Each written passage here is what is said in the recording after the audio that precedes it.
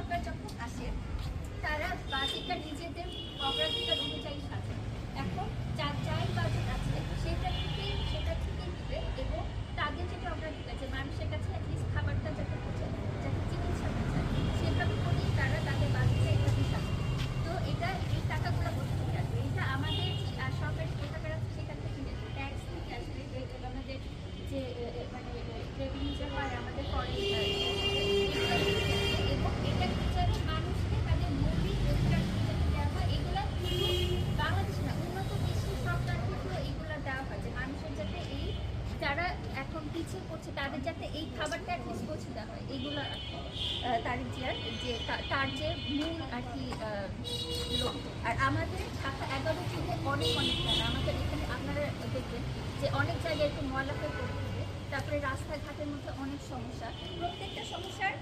মানে বাস্তব সমাধান একদিনে তো আমরা জাদু করে সব সমাধান করতে পারবো, কিন্তু